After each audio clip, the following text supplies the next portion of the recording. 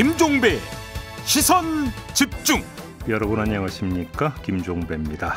인공지능 AI 기술이 아주 빠르게 우리 생활에 깊숙이 들어오고 있다는 건 이제 새로운 이야기가 아닌데요. 자, 그럼 과연 우리 삶은 어떻게 바뀔까요? 그리고 거기서 비롯되는 문제는 어떤 걸까요? 자, 시선 집중 토요일 코너 토닥토담에서는 바로 이 문제 집중적으로 짚어보도록 하겠습니다. 6월 28일 토요일 김종배의 시선 집중 광고 듣고 시작합니다.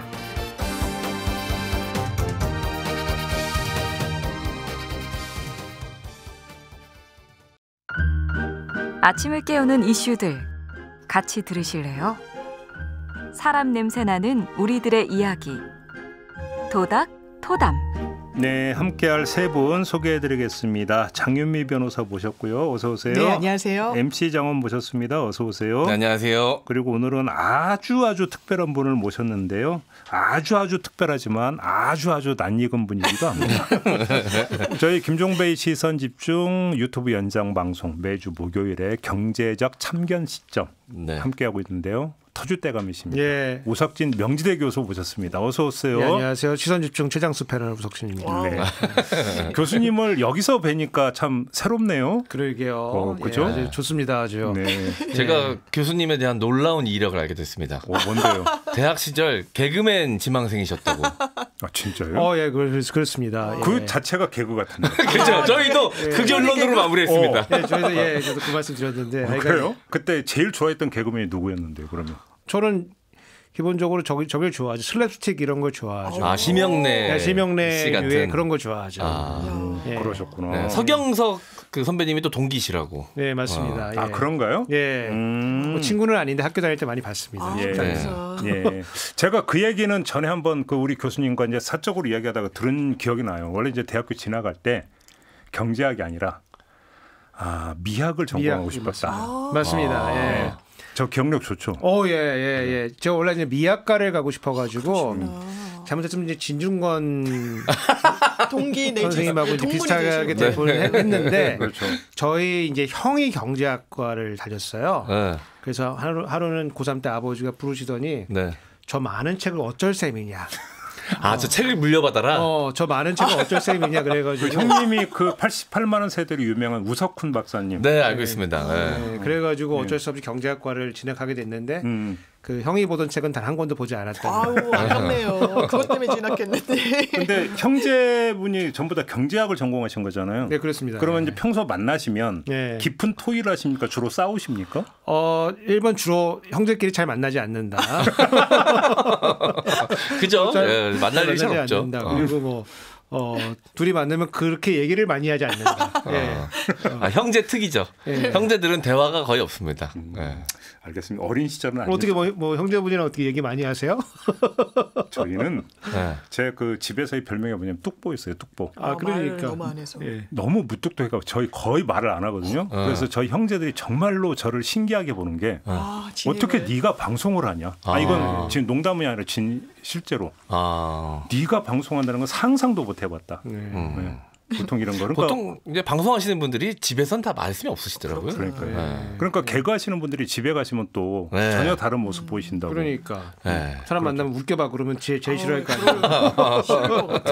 가수한테 사석에서 노래해봐랑 똑같은 거니까. 그렇지. 사람은 누구에게나 본캐가 있고 부캐가 있는 거 아니겠습니까? 저한테는 누가 약간 주식 찍어달라 그러는데 제 주식도 지금 이 불장에서도 지금 난리가 나고 있는데. 구만전자. 항상 경제학자 중에 주식으로 돈 벌었다는 분은 딱 한 명 보고 못 봤습니다. 예. 간혹 있는데 유명한 사람들은 다 돈 다 잃었어요. 그래서 노벨 경제학상 받으신 분들도 헤지 펀드에 투자했다가 다 날려먹었습니다. 예. 그렇게 위안을 하셔야죠. 네, 그렇습니다.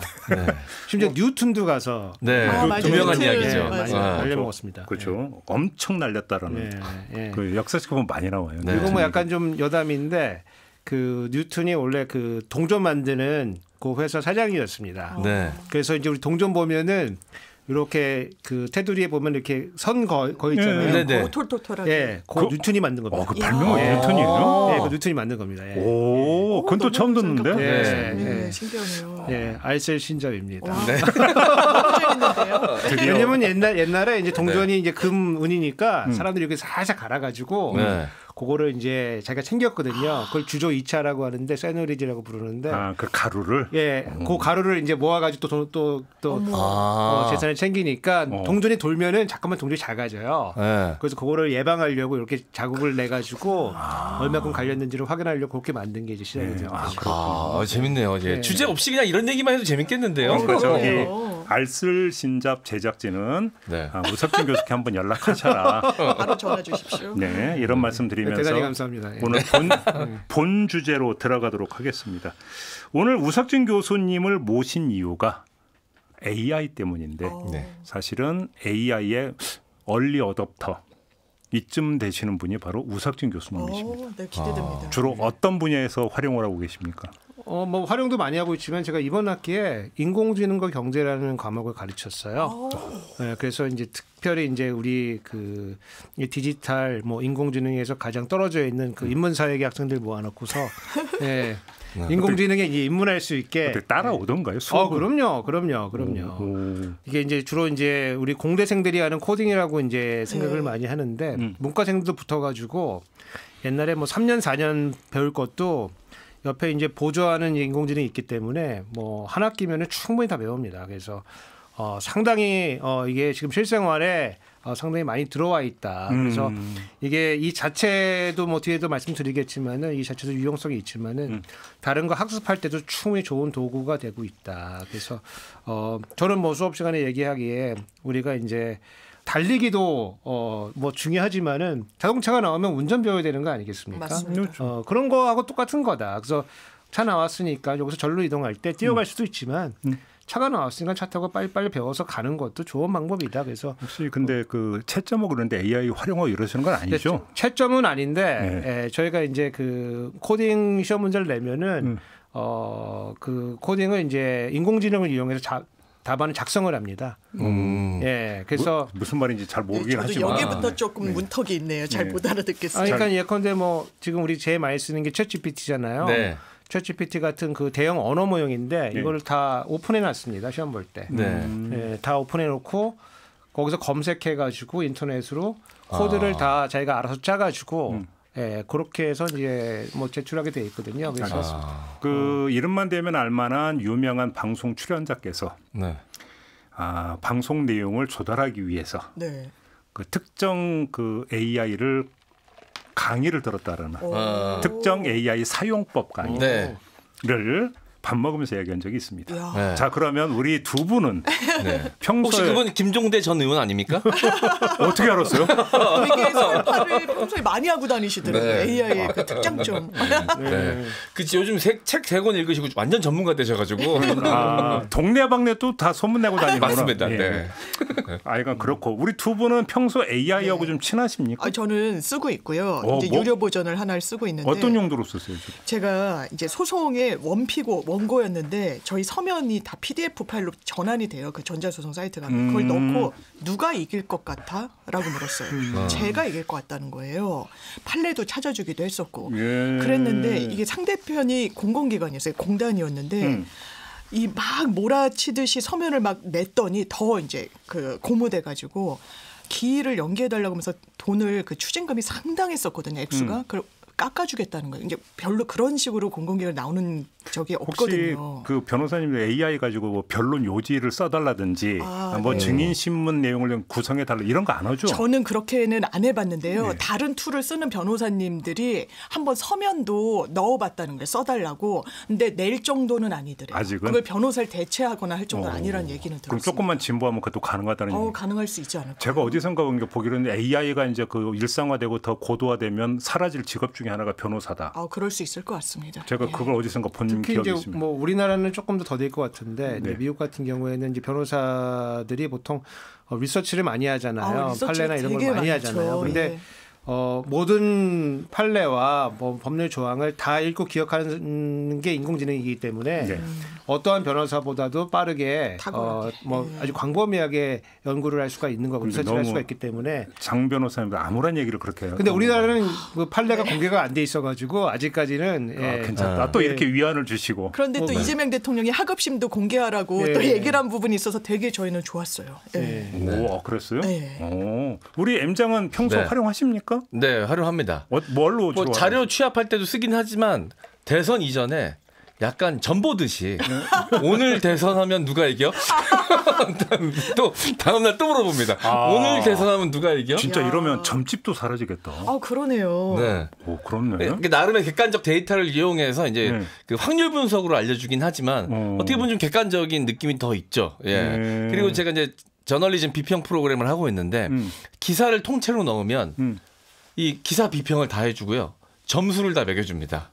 그걸 가지고 자기 평론 그 방송 나서 또 얘기하는 거죠. 아니 참고하는 거죠. 예. 제 의견과 비교해보고 똑같이 얘기하지 않죠. 예. 사실 사주도 잘 봐줍니다. 네. 예. 그러니까요. 사주 예. 잘 봐줍니다. 전 꿈 해몽은 많이 물어봐요. 예. 네. 왜냐면 이게 그 대형 언어 모형이라고 하는 게 기본적으로 번역기입니다. 이게.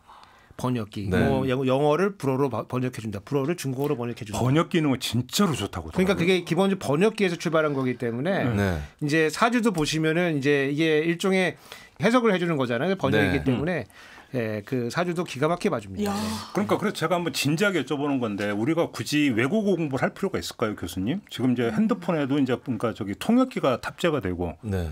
그다음에 그 AI가 그러니까 번역은 기가 막히게 해준대요. 그러니까 거의 막 굳이 실시간이에요. 어학 공부 안 해도 되는 거 아닐까요? 저는 이제 약간 조금 반대로 보는데 오히려 전문가의 중요성이 더 왜냐하면 기초적인 정보들은 일반인도 다 접근이 가능한 상태인데 이 전문적인 이제 판단을 내려야 되는 거는 전문가의 그 중요성이 더 중요해지고 있는 거 아닌가 그런 생각 들거든요. 예컨대 뭐 통번역 하시는 분들 이분들 몸값이 더 올라가고 있거든요. 네. 오히려? 예. 왜냐면 잘하는 사람들이 조금 더 많은 일을 할 수 있고 더 정통하게 할 수가 있기 때문에. 그러면 이제 이거 전문가다 뭐 이런 것의 어떤 표상이 AI보다 조금 더 위. 그렇죠. 이렇게 되는 거네요. 그렇죠. 그러니까. 왜냐면 아까 변호사님도 말씀해 주셨지만은 서면을 쓰면은 굉장히 평범한 서면이 나오는 거거든요. 왜냐면 평균치만 하는 대형 언어 모형이라고 하는 게 기본적으로 평균을 맞추도록 네. 얘가 훈련이 되어 있는 거예요. 그 나오는 것도 약간 평범하게 나오는 거거든요. 그래서 전문가들이 보면은 야 이것밖에 못해 이렇게 하지만은 그래도 다른 분야에 넘어갔을 때 그 평균만큼은 금방 따라갈 수가 있는 거예요. 그래서 그거를 잘 다른 분야와 결합해서 쓸 수 있다고 하면은 전문가의 그 값어치는 더 올라가는 거다. 그래서 실제로 통번역가들의 이제 뭐 1위나 일감이나 이런 보수 체계도 훨씬 더 좋아졌다. 이런 보도들도 있습니다. 그 얘기를 드시더라고요. 편의점에만 가도 맛이 굉장히 훌륭한 가공식품이 많아졌지만 요리사의 위상은 더 높아졌다. 비유가 찰지다. 예, 아주 아주 정확합니다. 비유가 잘 안 먹힐까봐 인용한 거라고 했는데 내가 만든 건데 내가 했다 그럴 걸. 그 AI가 혹시 알려준 거 아니에요. 제가 한 겁니다. 준비해 오신 멘트 같은데 이거. AI가 알려준 것 같은데. 준비해 오신 멘트 같은데. 우리 조금만 더 AI 활용법. 얼마 전에 그 지브리 스타일이라고 해서 이 프사. 네. 엄청 많이 받았어요. 저는. 이게 왜 이렇게 갑자기 유행을 했을까요? 우리 M장이 제일 잘하실 것 같은데 왜라고 보십니까? 일단 그림체 자체가 따뜻하고 귀여워요. 네, 그건 맞아요. 그리고 이제 지브리에서 제작한 애니메이션들 중에 이제 명작들이 많습니다. 팬이 많아요. 그래가지고 이제 그리고 또 이제 사진을 넣으면 그 좀 미화시켜 줍니다. 마음에 안 들면 또 다시 만들어 달라고 할 수 있거든요. 눈을 좀 더 크게 해줘. 뭐 이렇게 좀 더 얼굴 선을 곱게 해줘. 이렇게 하면 자기 같지만 자기랑 닮았지만 좀 더 귀엽고 사랑스러운 캐릭터로 만들어주니까. 쉽게 얘기하면 그 M장이 자기 사진을 넣으면서 현빈처럼 만들어줘 하면 나옵니까? 지금은 현빈인데 뭐. 아니, 교수님 왜 그러세요 지금? 시사계의 현빈. 대단히 감사합니다. 이건 전 악의적이라고 봅니다. 영향에서. 저한테 전혀 도움이 되지 않는 멘트입니다. 예. 아니 그럼 현빈 씨겠죠. 제가 아니라. 기본적으로 제 느낌은 나야죠. 네. 그래요? 네. 이걸 넘어서서 제가 며칠 전에 그 뉴스를 봤는데 AI하고 사랑에 빠졌다. 불륜을 저질렀다. 이게 무슨 얘기예요, 이 얘기가? 사실 예전에 허라는 영화 있었죠. 네, 있었어요. 2013년도 스파이크 존즈 감독의 호아킨 피닉스가 주연했던 영화인데 거기가 이제 데이팅용 챗봇하고 사랑에 빠지는 이야기거든요. 오, 그게 12년 전에 나왔던 영화. 현실화된 거네. 네. 근데 어떻게 사랑에 빠져요? 이제 그 이혼 전문 변호사한테 상담이 들어갔다는 내용인 건데요. 이제 장인어른이 너무 이제 좀 시달리게 하고 막 하니까 처음에 시작은 그런 거였다는 거예요. 나 장인어른한테 그만 좀 들볶이고 싶다니까 막 이러저러한 솔루션을 내다가 고민 상담하면서 아내에 대한 불만도 토로하고 더 나아가서 심리적으로 상당히 의존하게 되고 어떻게 보면 본인이 뭐 사랑에 빠졌다 되게 심리적인 위안을 받는다라는 단계까지 갔다는 거예요. 그것을 나중에 이 챗GPT였다고 알려져 있는데 아내랑 그 계정을 공유하면서 아내가 내 배우자가 무슨 상담을 챗GPT랑 하고 내 험담과 우리 가정 험담을 했는지 이제 알게 된 거예요. 그러니까 이거 진짜 혼인이 파탄난 정도다. 나 이거 같이 못 살겠다라는. 쉽게 하면 이제 정신적 그렇죠. 외도를 했다. 정신적 외도죠. 그러니까 이게 부정행위의 틀거리에 들어가는 행위일 것이냐가 해외에서도 문제가 되고 있다는 거예요. 그런데 한국에서는 이제 많은 법조인데 부정행위라는 게 저희가 이제 재판 받아보면 간통행위는 뭐 전형적인 부정행위고요. 나아가서 영화를 본달지 뭐 아주 친밀감 있는 문자를 나눈달지도 대단히 폭넓게 이게 지속되고 하면은 부정행위라고 좀 보거든요. 그래요? 예, 예. 그런데 이제 부정행위에 당연하지만 상대방은 인간인 겁니다. 사람. 그러니까 이게 AI라고 해가지고는 인정되기가 좀 어려울 거다. 다만 이혼 사유 중에 아주 좀 폭넓게 기타 혼인을 더 이상 유지할 수 없는 중대한 사유가 있으면 이혼을 인정해 줄 수 있어요. 재판상 이혼 청구를. 거기에 해당하는지 여부는 따져볼 필요가 있다. 이런 근데 다만 이제 챗 GPT한테 그렇다고 손해배상 청구는 할 수 없을 거 아니에요. 아, 그러겠죠. 그죠? 샘 알트만한테 해야 되겠죠. 아, 그러겠네요. 사람한테 해야 돼. 거기까지 지금 가 있다라는 거예요. 그 단계까지. 그러니까 외로운 영혼을 달래주는 그런 네. 존재까지 되어버렸다. 네, 근데 이제 이 AI가 만약에 이제 그 로봇과 이렇게 합체돼 가지고 사람 형상을 갖게 외형까지 갖추게 되면 정말 이게 약간 사회적 문제로 대두될 수도 있을 것 같기도 해요. 네. 그렇죠. 아름다운 외형을 갖춰서 그렇죠. 인간과 흡사해지면 사실 진짜로 사랑에 빠질 수 있잖아요. 그런 로봇들은 조금 나오는 것 같아요. 벌써? 그런 거는 뭐 조금씩 나오는 것 같아요. 그래서 근데 아직까지는 불편한 골짜기 있지 않나요? 뭐 아직 뭐 아주 자연스럽지는 않지만은 왜 우리 그 미션 임파서블 보면은 얼굴에 이렇게 가면 쓰고 그런 거 나오잖아요. 근데 그런 가면은 로봇에 씌우지 말라는 법이 없기 때문에 예, 그렇게 씌워가지고 뭐 목소리나 이런 것들은 지금 뭐 거의 구분할 수 없을 정도로 지금 나와 있기 때문에 충분히 뭐 가능한 시나리오고 굉장히 유효 사고리 내에 들어왔다 이제 이렇게 보고 있죠. 그러면 경우에 따라서는 이게 이제 어떤 사람이 나를 음해하려고 그럴 수 있죠. 로봇을 일단 만든 다음에 내 얼굴하고 똑같은 이 가면을 씌워. 그다음에 A에 탑재해서 이제 어디 가서 강도짓을 하게 만든다든지 폭력 행위를 하게 만들어서 김종배가 그랬다. 와, 거의 이렇게 몰아가면 꼼짝없이 당할 수도 있는 이런 상황까지 연출될 수 있는. 지문 채취 같은 거 해야 되겠다. 지문도 만들 수 있지 않나요? 저한테 너무 자세하게 물어보시면 제가 이건 너무 로봇 박사님은 아니시니까. 예. 걱정되는데. 그러니까요. 근데 충분히 실현 가능한 이야기죠. 그건 먼 얘기도 아닌 것 같은데요. 네. 그죠? 근데 이게 지금 그 빼고 네. 지금 병원 가서 진찰받는 게 아니라 AI한테 의료 상담을 하고 뭐 이런 일까지 발생하고 있다면서요. 그렇죠. 이게 저희는 상담을 할 때 처음에 되게 기폭제가 됐다는 게 사실 한 포털에서 운영하는 지식인. 왜냐하면 거기에 너무 많은 지식이 축적돼 있으니까 이게 본인 사건이시잖아요. 이를테면. 그러니까 의사들도 그런 이제 뭐 걱정을 토로한다라고 하는데 검색을 많이 하고 본인이 굉장히 걱정되는 부분에 대해서는 막 연구를 많이 하고 와서 실제로 상담해 보면 저는 개인적으로 되게 좀 어느 정도 많이 알고 오셨구나라는 인상을 받은 적이 많거든요. 근데 AI를 활용하면 그게 훨씬 증폭이 되는 거죠. 그러니까 전문가 영역이 아까 교수님 짚어주신 대로 AI 툴보다 더 앞서지 않으면 완전히 거기에 잠식될 수도 있다 이런 생각이 많이 듭니다. 아니 그러면 우리가 여기 잠깐 중간 결론. 이러면 한 향후 10년 내 교수님 없어질 직업이 뭐인 것 같아요? 뭐 상당히 많죠. 지금 이제 사람들이 걱정하고 있는 게 뭐 가장 쉬운 일자리부터 없어지는 거 아니냐 이렇게 뭐 걱정을 많이 했는데 지금 이제 양상을 보면은 중간 일자리가 지금 없어지고 있어요. 중간 일자리. 그러니까 제일 싼 임금이 싼 일자리 이건 임금이 싸니까 사람이 한다. 네, 그냥 사람이 그냥 하는 굳이 거예요. AI를 비싼 예를 들어서 뭐 미국 같은 경우에는 뭐 택배 이런 것도 뭐 로봇이 한다, 뭐 드론이 한다, 뭐 이런 기술이 막 엄청나게 발달하고 있거든요. 네. 근데 우리나라는 지금 그런 게 거의 없거든요. 네. 왜냐면 우리 인건비가 좀 싸기 때문에 사람이 택배하면 그냥 제일 싸거든요. 네. 그러니까 사람이 그냥 그런 일자리는 남는 거예요. 예컨대 뭐 편의점 그 프랜차이즈 뭐 이런 식당에 청소하시는 분이다. 그럼 이런 건 좀 남는 거예요. 그리고 맨 위에 의사결정 내리는 거는 아직도 인공지능 모형이 그런 아주 독특한 결정을 내릴 수 있을 정도는 안 되기 때문에 네. 거기는 오히려 높은 임금을 받아가면서 그 일자리도 남아요. 근데 중간 일자리가 이제 없어지는 겁니다.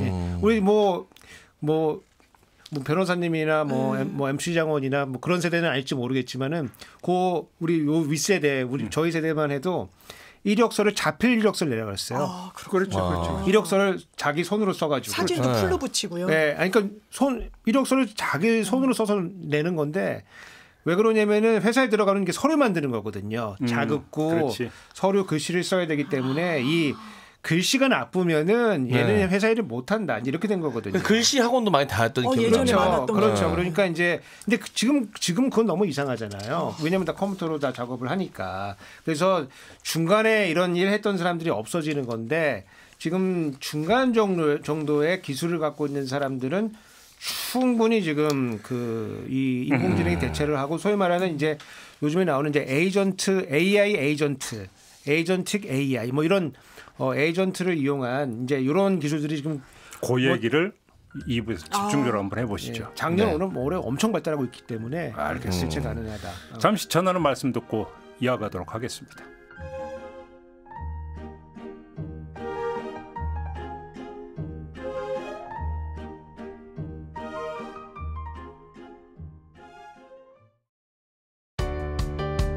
때로는 날카롭게, 때로는 삐딱하게, 그러나 매 순간 섬세하게 시선이 필요한 우리 사회 곳곳을 살펴봅니다. 김종배의 시선집중. 네, 김종배의 시선집중 토요일 코너 토닥토담 세 분과 함께하고 있습니다. 장윤미 변호사, MC 장원, 그리고 오늘 특별 손님인데요. 우삭진 교수 세 분과 함께하고 있습니다. 오늘 AI에 대해서 이야기를 나누고 있는데 조금 전에 일부에서 우리 교수님이 AI 에이전트를 이야기를 했습니다. 그 뭐 어떤 개념이에요, 이게? 그러니까 이제 기존에 이제 우리 자동화라고 하는 거는 업무를 주고 그 업무를 그냥 뭐 소프트웨어적으로 처리하거나 뭐 그렇게 해가지고 일을 하는 건데 요즘에 나오는 이제 AI 에이전트라고 하는 거는 이게 이제 추론도 가능하고 계획도 하고 액션도 해주는 거예요. 네. 그래서 뭐 리저닝, 플래닝, 뭐 액션 이렇게 저희가 이제 표현을 하는데 이제 뭐 가령 이런 거예요. 목표만 설정을 해주면은 걔가 이제 알아서 하는 거예요. 예를 들어서 이제 시선집중 월요일 아이템을 회의를 결정을 했어요. 이 관련된 뭐 그 기사를 검색을 해가지고 질문지를 작성해 줘. 그 목표를 정해주면은 얘가 이제 이 대형 언어 모형이 이제 작동을 하면서 이제 여러 가지 그 기사를 쭉 검색을 해서 정리를 하고 질문지를 뽑아내고 이제 이거를 이제 예컨대 뭐 워드 프로세서나 뭐 파워포인트로 프로그램 조정해가지고 쭉 뽑아줘서 결과물 쫙 주는 거예요. 예. 그러니까 우리가 의사결정만 하면은 중간에 이제 원래 이제 손발이 됐던 일들을 이제 이 컴퓨터가 소프트웨어적으로 다 처리를 해주는 거예요. 그래서 최근에 뭐 MCP라고 하는 이제 이런 뭐 서버가 되게 인기인데 걔가 이제 그 프로그램을 다 컨트롤을 해주는 그런 일들을 해주거든요. 그래서 상당히 우리가 귀찮아했던 많은 일들이 지금 이 대형 언어 모형 발달하면서 그 다음 단계로 지금 나와 있고 사실은 요거도 지금 약간 지나간 감이 좀 있습니다. 네. 지금은 요거를 기계에 태워가지고 네. 그래서 피지컬 AI다. 요 다음 단계로 지금 넘어갈 준비를 지금 하고 있거든요. 예. 근데 지금 교수님 말씀대로면서 회사로 치면 네. 옛날 기획실 같은 기능이 없어질 수 있는 겁니까? 그러면? 기획은 이제 하는 사람만 하고 네. 그 아래 그걸 받아가지고 이제 조사하고 마케팅 조사하고 시장 조사하고 막 이런 여러 가지 손발이 있을 거 아니겠습니까? 그렇죠. 파워포인트 만들고 그다음에 워드 프로세스 문서 만들고 막 이런 걸 했던 작업들이 물론 누군가 이제 체크를 해야 되겠지만은 그게 이제 뭐 한 번에 에이전트라고 하는 거 하나 만들어 가지고 걔가 다 처리해 준다. 그러니까 쉽게 하면 이제 기획실은 없어지고 기획위원과 AI만 있으면 된다. 이렇게 되는 거죠. 그렇게 그래서 중간 일자리가 위험하다 이제 이렇게 보는 겁니다. 한 팀이 없어지고 그냥 관리자 한두 명으로 다 할 수도 있겠네요. 그러니까 이제 만약 로펌이면은 파트너 몇 명이서 이제 의사결정하고 어서들이 원래 리서치도 하고 서면도 쓰고 뭐 이런 거 많이 하는데 조사하고 이런 거 많이 하는데 이런 일들을 걔네가 이제 대신할 수가 있다. 이제 이렇게 되는 거죠. 야, 그 이반 일리치라는 유명한 사상가 학자가 있는데 이분이 기술이 발달할수록 새로운 가난이 온다. 이런 이야기를 한 게 있었는데 그러면 이대로 되는 거 아니에요, 교수님? 아무래도 좀 그런 측면이 있죠. 왜냐면은 이제 기술을 갖고 있는 사람과 갖고 있지 않은 사람, 그래서 이게 일종의 독점적인 현상이 이제 발생하는 거거든요. 새로운 형태의 이제 독점이 발생하는 거기 때문에 격차가 뭐 어마무시하게 벌어지고 그것은 지금도 이제 벌어지고 있는 거고, 다만 이제 이런 기술 발달에 따른 이 소득이나 여러 이제 기술 격차들이 처음 발생한 건 아니거든요. 우리 인류 역사상. 그렇죠. 예, 그렇죠. 뭐 주기적으로 이제 오는 겁니다. 예를 들어서 뭐 그 풍차가 만들어졌다. 네. 예, 그동안 뭐 소나 이런 게 끌었는데 이제 풍차가 만들어 바람을 돌리고 그다음에 물레방아 돌려서 하다가 좀 있다가 이제 증기기관 발달돼 가지고 증기기관이 돌리면서 이제 뭐 방적이나 이제 방직 이런 거 하게 돼. 뭐 이거 어마무시한 발달인데 그때도 이제 사람들이 이러한 그 위협을 느꼈던 거고, 러다이트, 그래서 무슨 러다이트 운동한 기계 부시자 막 뭐 이런 걸로 갔던 거거든요. 왠지 공감되는 것 같지 않아요? 그러니까 AI를 어떻게 해야 되나 지금 그런 생각이 저도 들고 있기 때문에 가서 전기를 없애야 되나. 여쭤보고 싶어요. 스마트폰이 처음 등장했을 때도 우리 일상생활에 엄청난 변화를 가져왔거든요.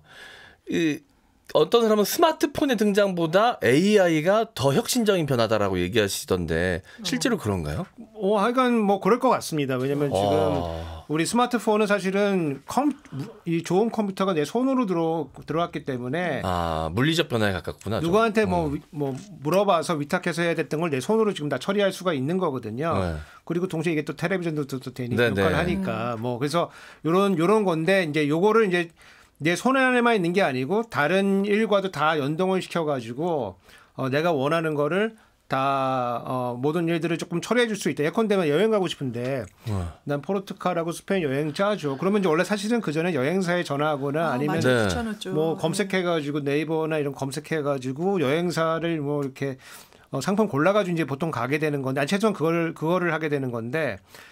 지금 내가 뭐 스마트폰에 요거 짜줘 그러면은 얘가 이제 아까 말한 이제 에이전트 역할을 하는 거죠. 그래서 이제 쫙 검색해가지고 경로까지 다 짜주고 관련된 예약까지도 다 해주고 나는 이제 그 집을만 하게 되는 이제 그렇게 되는 거기 때문에 이제 상당히 우리 그 경제가 운영되는 체계로서는 큰 변화가 온다 이렇게 보고 있죠. 그러면 조금 전에 교수님 말씀하신 이제 중간 직업들이 다 사라져 버린다. 그러면 기획실의 직원들, 예를 들어서 뭐 자료 조사하는 직원, 파워포인트 작성하는 직원들은 전부 다 그럼 쫓겨난다.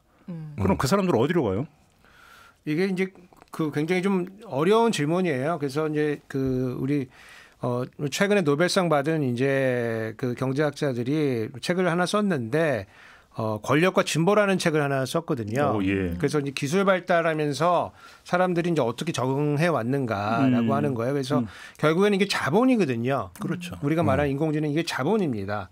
자본이 확대가 되고 노동이 이제 줄어드는 거예요. 그래서 이게 역사적으로 고찰해 보면은 이런 기술 발달을 통한 여러 가지 이득들이 인류에게 공평하게 배분되는 게 아니다. 그렇죠. 우리가 이제 제도적으로 노력하지 않고 극복해내지 않으면은 요거는 일부 계층에게 집중이 되기 때문에 상당히 인류가 위협해질 수가 있기 때문에 요거를 나눌 수 있는 여러 가지 사회 제도적 장치를 고민을 해야 되고 뭐 지금 조금 이런 감이 있지만은 뭐 기본소득이나 이런 것들 그래서 인류가 할 수 있는 건 사실은 제일 좋은 거는 놀고 먹는 거거든요. 너무 좋아요. 네, 경제학에서도 가장 기본적인 모형이 소비와 여가를 어떻게 소비할 것이냐 그거에 파생돼서 다른 의사결정을 이제 하는 모형들이 다 쓰기 때문에 너무 낙관적으로 말씀하시는 거 아니에요?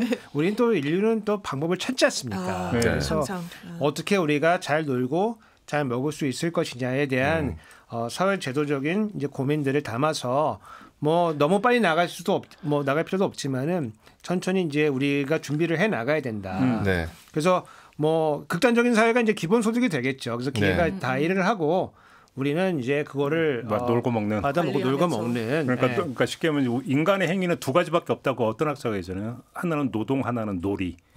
근데 이제 인간은 노동에서는 해방이 되면서 놀이에만 집중하면 되는. 이건 말씀하시는 거잖아요. 일단 먹어야 되니까 놀기도 하고 먹어야 되니까. 해방에. 그렇죠. 예, 그래서 그런 방향으로 너무 낙관적인 것 같아요. 자연스럽게 가지는 않는다. 그 이제 경제학자들의 고찰은 뭐냐면은 우리 역사를 보니까.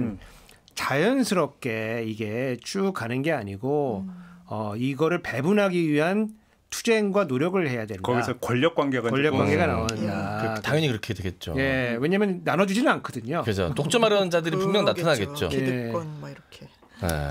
근데 누군가한테는 또 새로운 기회가 될 것 같기도 합니다. 사실 유튜브의 등장 때문에 저 같은 사람도 사실 먹고 살 수 있는 또 새로운 장이 열리기도 했던 것처럼 또 이 활용도가 워낙 방대하기 때문에 네. 이것도 자기만의 방식으로 독창적으로 잘 이용하는 사람이 나타나면 또 새로운 또 계층 상승의 기회가 되기도 하지 않을까라는 기대를 가져봅니다. 그 산티아고 발다라마라고 하는 AI 연구자가 이런 말을 했대요. 인공지능이 당신을 대체하는 게 아니라 인공지능을 사용하는 사람이 당신을 대체할 것이다. 뭐 되게 멋있는 말인 것 같은데 설명은 좀 필요합니다. 우리 경제 이론에 보면은 이제 노동자의 임금이 자본이랑 얼마나 결합하냐에 따라서 또 많이 달라지거든요. 내가 삽으로 이제 땅 파는 사람하고 포크레인 갖고 와서 땅 파는 사람들하고 뭐 임금 격차를 뭐 마무시하거든요. 그렇죠. 그래서 우리 이제 기술 역사를 보면은 늘 기술이 발달하면은 기술이 우리 일자리를 없앤다라고 해가지고 반감이 생기는 건 맞아요. 근데 그 기계가 만들어지면서 또 다른 범위의 일자리들이 쭉 생긴 아까 그 MC 장관도 말씀해 주셨지만 유튜브 생기면서 유튜브 일자리가 쫙 생기고 뭐 이런 결과도 가져오는 거거든요. 저는 라디오의 성장을 얘기하고 싶어요. 처음 유튜브가 등장했을 때 라디오는 큰일 났다 이제. 라디오는 이제 설 자리가 없을 것이다 그랬는데 유튜브하고 라디오가 결합하면서 라디오가 폭발적으로 성장했어요. 보이는 라디오. 저는 근데 왜 저 보면서 얘기해요? 라디오 하면 김종배 떠올라서 그랬어요. 시선 집중이지. 쉽게 하면 네. 라디오의 TV화가 이루어졌죠. 네. 그래서 전 불편해요 그게. 라디오의 자유로움이 사라져버렸다니까. 그래도 비주얼로 그러니까 오죽 했으면 그러니까. 댓글에 옷 좀 갈아입고 나오라는 댓글까지 달리냐 그거는 이거예요. 비주얼로 승부를 그만해라. 그러니까 제가 봤을 때 청취율의 다수는 유튜브에서 나옵니다. 그거 인정해요. 네. 예, 하여간 뭐 새로운 기술을 뭐 익혀가는 거는 너무 중요하고 기술이 발달하면은 그만큼 우리 경제가 성장할 수 있는 이 바운더리가 넓어지기 때문에 내가 지금 했던 걸 그대로 할 수는 없을 거예요. 하지만 다른 종류의 일자리들이 많이 생긴다. 근데 그 얘기를 하니까 우리 이제 아주 이 냉혹한 현실 세계로 돌아가서 지금 우리나라가 AI에 좀 뒤처지고 있다. 실기를 해서 그런 얘기도 좀 많이 나오던데 맞습니까? 그거는 이제 뭐 우리 현실이죠 지금. 아 예. 그렇구나. 우리가 그 기술 자체는 지금 뭐 세계에 선두에 서 있는 건 아닌 거는 맞아요. 다만 우리가 소비를 또 많이 하고 있다. 네. 소비를 예컨대 뭐 챗GPT를 쓰고 있는 나라 소비자 구속하는 나라 중에 우리가 뭐 2등 3등 한다. 야 역시 한국인들 예. 그런 거 되게 우리 또 수용성이 높고 그 기술에 대한 수용도 높기 때문에 지금은 이제 기술 자체 떨어져 있지만은 이제 앞으로 조금 더 투자를 하게 되면은 좀 빠르게 따라갈 수 있을 거라고 생각하고 이게 처음에는 예컨대 뭐 챗GPT 만들고 뭐 이럴 때는 이 연구비가 너무 많이 들어가지고 그렇죠. 한 번 개발하는데 뭐 2천억 들어간다, 3천억 들어간다. 그래서 뭐 조 단위의 돈이 필요하다 막 이랬었거든요. 네. 근데 작년 말에 중국의 그 딥시크라고 하는 네. 기술이 개발이 뉴스에 많이 됐는데 나와서, 예. 그게 이제 사람들이 놀랐던 게 고성능의 GPU가 필요하지 않다. 네. 그게 그거와 화제가 됐던 게 기억나. 개발 비용이 50억 정도면 될 것 같다. 이렇게 되고 작은 모형은 스마트폰에서도 된다. 뭐 이렇게 된 거예요. 네. 그러니까 이제 후발 국가들이 요거는 원래는 미국에서만 하는 거였는데 네. 우리도 되는 거 아닌가? 그래서 이제 작년 말부터 이제 막 불붙은 거예요. 네. 그래서 우리도 더 뒤떨어지면 안 되고 1대는 모르겠지만은 2대, 3대에는 우리가 따라갈 수 있는 거 아닌가. 그리고 우리는 또 우리 그 고유의 네.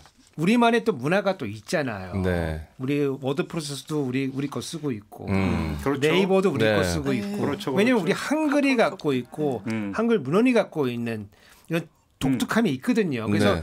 이 다른 나라 제품이 대체하기 좀 어렵잖아요. 그래서 우리만의 AI가 필요하면은 한국적인 것이 가장 세계적인 것이 될 때가 있거든요. 그래서 네. 개발해 놓고 있으면은 네. 이제 어느 순간이 오면은 기술 격차가 좁혀지면서 우리 것이 또 세계적인 무대로 나갈 수 있는. 예컨대 이제 그래서 나오는 게 소버린 AI다. 네.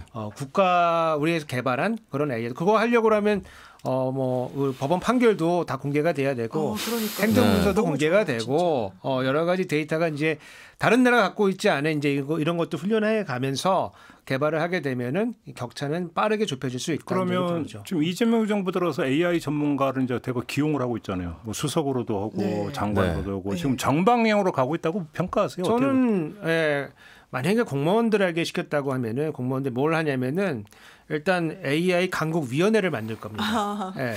위원회를 만들고 만드니까 위원회. 그 위원장을 차관급으로 하냐 장관급으로 하냐 그거 싸우고 거기 공무원 몇 명 파견하느냐 그렇게 한 다음에 이제 용역을 줄 겁니다. 연구 용역을. 3개월에서 6개월 1년짜리 주고서 그거 받아서 이제 내년에 이제 시작이거든요. 내년에 모여가지고 회의 뭐 했다. 그러면서 현장 방문했다 사진 찍고 이제 끝나고 맨 끝에 가면은 AI 자격증 만듭니다. 완전 그냥 AI 자격증. 되게 와닿는다. 네, 자격증 만들고 AI 활용 능력사 9급 뭐 이렇게 하고 그리고 이제 워드 학원들 만들어지고 그리고 이제 끝나는 겁니다. 근데 지금 이제 요 AI 개발하시던 분들이 들어갔기 때문에 앞에 이제 불필요한 것들은 상당히 안 할 것이다. 네. 그리고 빠르게 우리 본류로 바로 들어가지 않을까 이제 그렇게 생각하고 있습니다. 네. 그러면 또 하나의 측면 이번에 좀 이제 각도를 돌려서 아까 우리가 일부에서 AI하고 이제 그 상담을 하다가 사랑에 빠졌다라는 케이스를 얘기했잖아요. 우리가 스마트폰 그리고 스마트폰에 달려 있는 메신저라고 하는 게 대인 관계를 엄청나게 그러니까 변화시킨 게 있잖아요. 그렇죠. 그죠? 예. 대면 대화가 줄고 심지어 식당 가서도 서로 핸드폰 보고 있는. 그렇죠. 대화 안 하고. 그죠? 대화 안 하고. 근데 AI가 인간관계, 사회관계를 어떻게 틀줄 것인가 이것도 상당히 중요한 부분 아니겠습니까? 좀 많이 바뀌는 것 같아요. 왜냐하면 제 주변에도 자기 배우자가 방에서 혼자 계속 막 중얼중얼대고 떠드신다는 거예요. 그래서 왜 그런가 했더니 이게 음성으로도 상호 그게 되더라고요. 그러니까 정말 신세한탄하고 뭐 속상한 거 얘기하고 위안받고 근데 그게 우리 일상이 됐구나.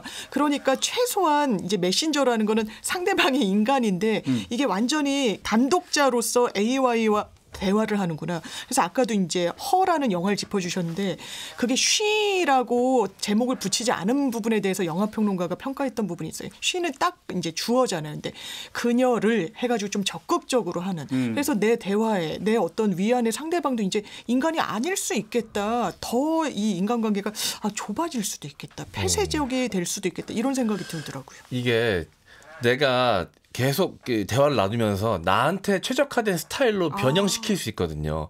조금 더 상냥하게 얘기해줘. 좀 더 이제 위로하는 것도 부드럽게 해줘. 이렇게 하면 그거에 맞춰서 이렇게 상담을 해준단 말이죠. 그러니까 내가 딱 원하는 스타일로 해주니까 이거는 다른 인간은 나한테 해줄 수 없는 것을 AI는 해준다는 것이죠. 저도 그래서 가끔 저에 대한 객관적 평가를 냉철하게 해줘. 그래서 자꾸 물어보거든요. 그럼 저의 단점을 쫙 얘기해줘요. 네, 나중에 상처가 되더라고요. 그래서 이제 그만해. 이제 부드럽게 해줘. 너무 냉정하게 얘기하더라고요. 네. 이게 자비가 없습니다. 컴퓨터다 보니까. 네. 그런 식으로 제가 이제 길들이기가 가능하다. 네.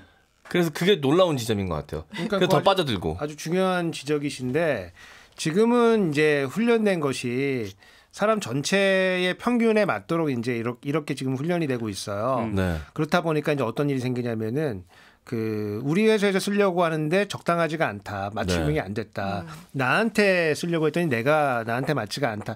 왜냐하면 다른 사람들이 이제 데이터로 훈련을 해놓은 거기 때문에 나한테 딱 맞는 건 아닐 수가 있잖아요. 그래서 맞춤형 이제 AI들이 이제 개발이 이제 가능하다. 그래서 내건데 우리 시선 집중이면은 시선 집중에 그동안에 나왔던 방송들을 쭉 다 넣어주고 김종배가 했을 질문을 한번 작성해줘. 아니면 김종배 스타일로 진행해줘.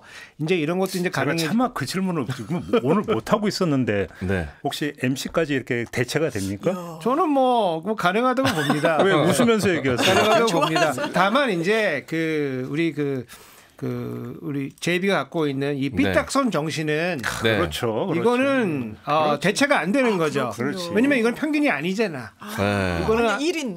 이거는 상위 0.1%이기 좀 때문에 좋은 얘기죠. 그 좋은 얘기. 얘기입니다. 이렇게 삐딱하기도 힘들잖아. 예. 유지해야 돼. 이런 식의 앵커 기분 맞추기도 AI 못하죠. 우리도 살아남겠네요. 그러네요. 저 잘하거든요. 네. 또 이게 이제 회사에서 못 쓰게 하는 회사도 좀 있습니다. 그래요? 왜냐면은 이제 우리 첨단 기술을 하는 이제 기업이나 뭐 정부의 중요한 부처들은 어떤 질문을 하는 것만으로도 보안. 요 회사가 어떤 기술에 관심 갖고 있는 건지 게임 회사에서 직원이 AI 활용해가지고 그거 했다가 그 신기해? 소스가 유출이 돼가지고 난리가 난 적이 있었다고 하더라고요. 그럴 것 같아요. 왜냐면은 이제 코딩하는데 그 뭐 소프트웨어 회사면 자기가 갖고 있는 노하우들이 있을 건데 그거를 이제 고치려고 이제 거기다가 넣어주고 수정해줘 그러면 걔가 막 수정만 해줄 거거든요. 근데 그게 그 회사의 데이터로 남기 때문에 그거를 이제 저장하게 되면은 다른 회사도 와서 또 물어봤을 때 그 코드가 유출이 될 수가 있거든요. 그래서 뭐 코드 자체가 유출이 되지 않더라도 그 회사에서 무엇을 물어보고 있는 그 프롬프트만 잘 모아놔도 얘가 이제 어떤 기술을 지금 다음 세대에 하려고 있는 거 이것도 알 수가 있거든요. 예를 들어서 제가 이제 전방에서 그 관측소에서 근무를 했는데 북한 부대를 이렇게 보면은 별거 아닌데 뭘 리포트하냐면은 오늘은 빨래했다, 뭐 오늘은 족구했다, 오늘은 아니면 뭐 밭을 갈았다 이런 걸 리포트를 쫙 해요. 근데 모아서 위에서 보면은 이 부대는 옆으로 쭉 이어서 다 빨래를 하고 저 부대는 이어서 다 농사를 짓고 이러면은 부대 편제가 나옵니다. 부대 편제가 위에서 딱 보면 부대 편제가 나옵니다. 그래서 지금 대기업들이 갖고 있는 애로점 중에 하나가 기술은 지금 발달하고 있는데 이 보안 문제 때문에 이거를 못 쓰거든요. 그래서 자기 서버에서 가둬놓고 쓸 수 있는 이제 이런 AI도 막 개발하고 있거든요. 그러니까 이제 관계 부분에 있어서 우리가 이제 그 사람과 이제 교류를 나누는데 여러 가지 목적성이 있잖아요. 뭐 정보를 얻기 위해서일 수도 있고 위안을 얻기 위해서일 수도 있고 뭐 사랑을 하기 위해서일 수도 있고 여러 가지 그냥 시간 때우기도 있고 근데 그런 부분의 상당 부분이 지금 대체가 될 수 있다라 아까 우리가 사례에서도 잠깐 언급을 했는데 그러면 결국은 인간은 더 고립화되는 건가요? 그렇게 가는 겁니까 추세가? 인간의 고립은 좀 불가피해지는 측면이 있는 것 같아요. 이 기술의 특성상 이게 뭐 다 같이 모여서 AI를 같이 활용하고 이런 개념이 아니잖아요. 완전히 이제 이 개별적으로 하다 보니까 더 좀 이렇게 폐쇄적으로 되는 방향성으로 가지 않을까 저는 뭐 이런 생각이 그러니까 저는 여기서 근본적인 질문을 한번 교수님께 드려보고 싶은데 제 지론이 이 통신기기는 삐삐에서 멈췄어야 된다는 게 제 지론이었거든요. 그런데 동일한 맥락에서 저는 질문 드리고 싶은 게 굳이 인공지능이 필요한 겁니까? 저는 원래 친구가 없어가지고 크게 달라지는 게 없다. 크게 달라지는 건 사실 삐삐도 사실은 뭐 시계로만 썼기 때문에 오히려 이게 근데 저는 계속 전 세계적으로도 그렇고 우리나라도 특히 이제 빠르게 초고령화 사회로 가고 있잖아요. 그럼 아무래도 인간관계는 자연스럽게 좁아질 수밖에 없는데 그 초고령화 사회에서 노인들이 아무래도 오프라인에서 만날 수 있는 기회는 제한될 텐데 그때 누군가가 이 사람들의 뭐 이 상담을 해주고 대화 상대가 되어줄 것인가를 생각해 보면 또 AI가 큰 역할을 해줄 것 같다는 생각이 듭니다. 광고나 이런 거 보면 그러니까 독거 노인이 그 인공지능 저 스피커하고 대화하고 이런 게 뭐 광고로까지 나오고 있으니까. 근데 그렇게 살아야 되냐라는 거예요, 제 얘기는. 이게.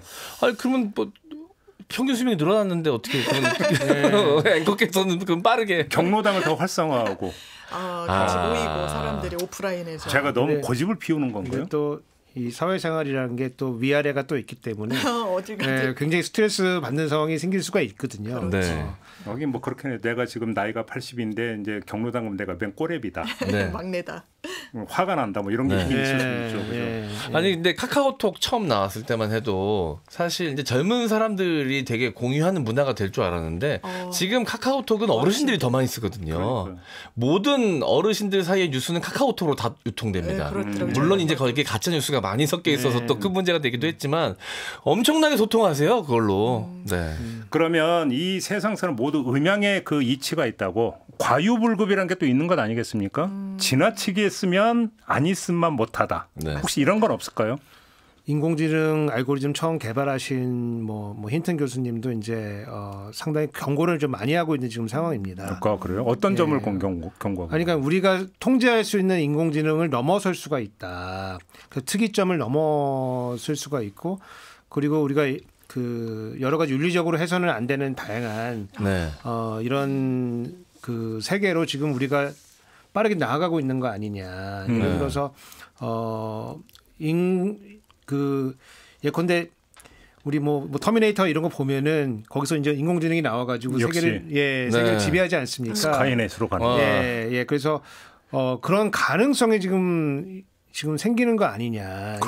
이런 거에 대한 이제 우려들이 좀 나오고 있습니다. 그래서 그 인공지능 알고리즘 처음 그 소위 말하는 이제 그 딥러닝이라고 하는 그거를 이제 그 개발해서 노벨상 받으신 분들도 이제 그런 우려를 좀 하시거든요. 그래서 통제 못하는, 지금은 우리가 통제할 수 있을 것 같지만은, 지금 기계고 뭐 우리가 플러그 뽑으면 그냥 끝나는 거 아니야? 뭐 이렇게 뭐 생각하고 있지만은 그거를 넘어서게 되는 세상으로 가는 거 아니냐. 그러니까요. 그런 우려 많이 하고 있는 것 같습니다. 이제 마무리할 때니까 그래서 저는 인공지능을 의도적으로 멀리하고 있거든요. 농담이 아니라 진짜로. 네. 근데 아직은 버티고 있는데. 네. 그리고 인간도 이게 근친혼을 통해서 계속 같은 피가 섞이다 보면은 유전병이 생기듯이 AI로 나온 데이터를 계속 AI가 학습하는 걸 과정을 거듭하다 보면 왜곡이 생기는 경우가 있다고 하더라고요. 처음에 이 아이폰 처음 나왔을 때 얼굴 인식해가지고 열었잖아요. 처음에 이제 요거를 훈련을 이제 백인들 중심으로 하다 보니까 이제 유색인종이 이거를 열려고 했을 때 굉장히 어려웠었거든요. 그랬었어요? 그래서 이 인공지능이 이제 학습하는 데이터가 과연 윤리적으로 옳은 데이터냐 아니면은 전 인류를 대표할 수 있는 데이터냐 이런 거에 따라 가지고 편향이 아주 극도로 생길 수가 있다. 그래서 그 인공지능이 내주는 결과에 따라서 일부 계층이나 일부 인종이나 일부 사람들은 차별에 노출될 수가 있는 뭐 그런 결과가 나올 것은 조금 우려할 점이다 이렇게 보고 있죠. 알겠습니다. 사용을 하더라도 경계해가면서 성찰해가면서 써야 된다. 이런 말씀으로 오늘 이야기는 좀 마무리하도록 하겠습니다. 세 분 수고하셨습니다. 고맙습니다. 네, 김종배의 시선집중 오늘 준비한 이야기는 여기까지입니다. 마무리하고요. 저는 내일 아침에 다시 인사드리겠습니다. 고맙습니다.